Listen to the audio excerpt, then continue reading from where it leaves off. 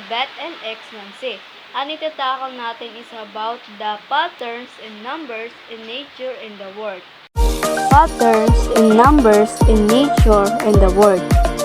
Patterns in the nature are visible regularities of form found in the natural world and can also be seen in the universe.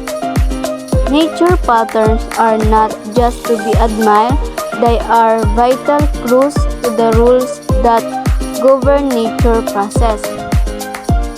Pattern defined as regular, repeated, recurring form ng design, identify relationship, find logical connection to form generation, prediction.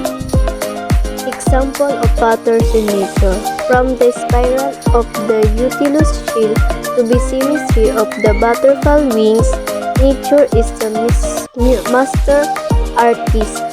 Everywhere we look, there are mesmerizing patterns that do not just please our eyes but also serve a purpose. This nature design, each with its own unique function, play a vital role in the dynamic that balance our ecosystem.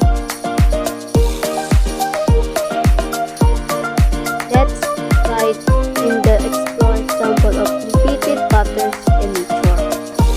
Symmetry, a pervasive pattern in nature. Symmetry ensures balance and continuity. Face of many mammals, of petals, of flowers, and even in the arrangement of leaves on the skin. Isolation. Honey comes with their hexagon cells in the shells of certain fish or classic example of pattern made of repeated shape fitting together without gaps. Spirals.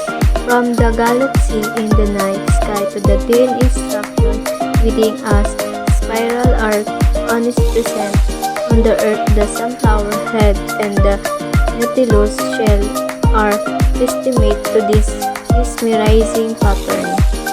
Waves and ripples.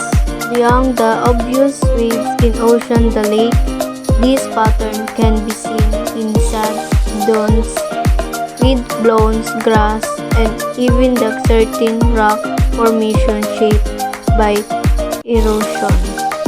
Spotting stripe. The animal kingdom showcase this pattern beautifully. The spotted photo of a leopard has a camouflage, while the zebra's stripes may play a role in confusing predators and managing body heat. Cracks, often seen in the dry landscapes, wood cracks, and tree barks. These patterns arise due to tension and drying. Branching. Nature using branching from the distribution, be it the veins in leaves, the structure of coral reefs, or river deltas.